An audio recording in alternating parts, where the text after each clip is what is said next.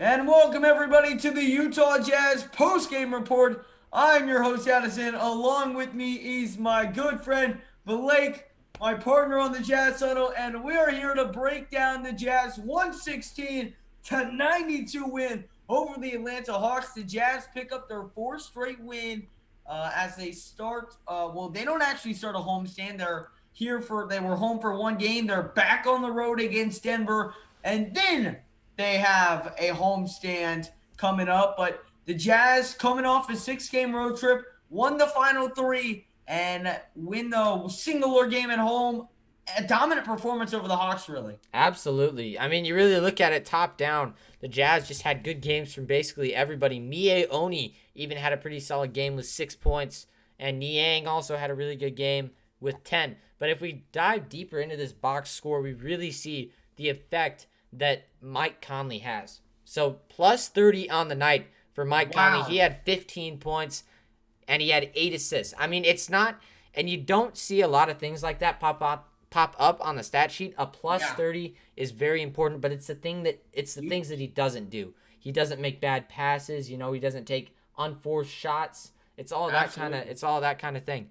And it's very important that we see him do this all year. He's averaged 17 points as of late. And I completely agree with you, Blake. Last year he received a lot of hate. Absolutely. He was not playing good. He was playing terrible. Um, and I think that time off and the bubble really helped him. Had a And big effect. improved a lot over the bubble. And now he's got new chemistry with the team. It's now there, and you really see that in his play this year. He almost had that triple double against the Thunder: 20 points, 10 rebounds, 9 assists. He's played at such a higher level, and as you said, plus 30 on the floor. That is a ridiculously high amount of number, and I'm sure someone else's plus minus on the floor is also pretty high tonight. Is Donovan Mitchell? Donovan Mitchell, 14, yeah, fantastic game tonight. 26 points for the former All-Star. And he was just knocking down all of his three-point shots, making good decisions with the basketball. Just another stellar game from Donovan Mitchell, who in the last 4 games has really picked it up. He scored at least 25 points in the last 4 games. And I know we were talking about it after that Knicks game, about how inconsistent Donovan Mitchell has been. He's come out of his stint. I mean, that was the big thing. He must have heard us yelling on that Knicks. Yeah, absolutely. We were livid after that game. Yeah. We were mad after that game, man. Because ever since that Knicks game, Donovan Mitchell has been much more consistent and played at a much better rate. And also someone who we've been nagging on about all season, Rudy Gobert had a solid night offensively, 16 points, 13 rebounds, and yet again 4 blocks. Rudy Gobert has picked up a lot more blocks than last season. He's playing absolutely. I think that you look at it. If he's not the best defensive center in the NBA, then he's right up there with him. Right. And I think that now that Yusuf Nurkic was definitely not the best defensive center in the NBA, but now he's out for 8 weeks with a something like a wrist sprain. But anyway, if we look at Rudy Gobert, 4 blocks. You don't see centers in the NBA pulling that off very often. So it's very good to see him do that. Unless your name is Miles Turner. Unless your name is Miles Turner, yes. Rudy Gobert, you're not pulling that off. Again, Jordan Clarkson with another great night. Bogdanovich was hitting his threes when he was open, doing his job. All the Jazz starters, except for Royce O'Neal. Except for Royce O'Neal had 15 plus. But insert Jordan Clarkson for O'Neal's spot, and 5. And then you got it, yeah.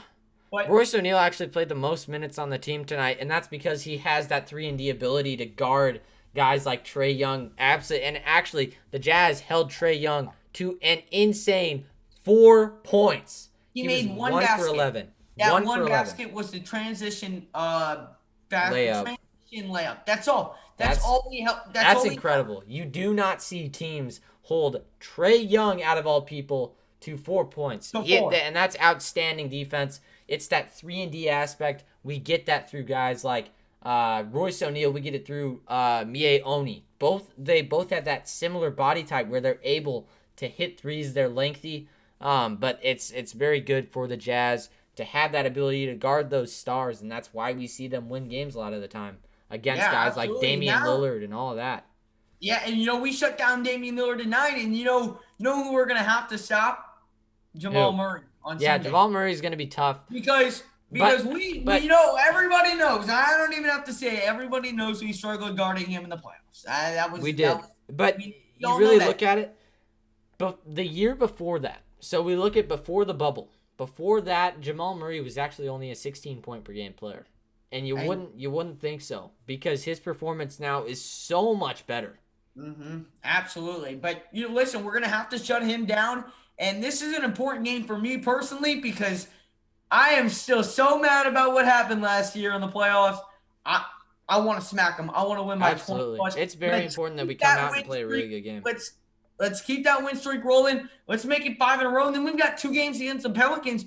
Nobody can say that we can't make that 7 in a row. Let's keep it going, man. I mean, we're playing at a really great rate right now. Our defense is looking amazing. We're knocking down our shots right now. Another It's key though is coming ball together. movement. Ball movement. So you see, I mean, in the first few games, there were unforced shots that we could have, we could have had different shots that would have been a lot better. And that Absolutely. comes through turnovers, that comes through just bad shots off the dribble. Now we're seeing a lot more ball reversals. We're seeing guys move off the ball a lot more than they usually do. Quinn Snyder's definitely been working at that, and the Jazz are looking very, very good in the sense of getting open shots through ball movement. And I'm proud of the guys so far. And that's why we're on this 4 game win streak. That is all from us here on the Jazz Huddle. This has been your post-game report brought to you by Addison and Blake. Make sure to join us here on Sunday at 8 p.m. Eastern Time, 6 p.m. Mountain Time for the Utah Jazz versus Denver Nuggets live stream. We will be covering the play-by-play reaction for you with the live scoreboard, all that good stuff. So don't miss it. If you guys have not already and you are huge Jazz fans or just a Jazz fan, smash that like button, hit that subscribe button so you never miss any Jazz content we post. No, subscribe and then hit the notification bell so you never miss when me and Blake post anything Utah Jazz related. We will see you guys Sunday for the Jazz and Nuggets, 8 p.m. Eastern Time. Have a nice night, everyone. See ya.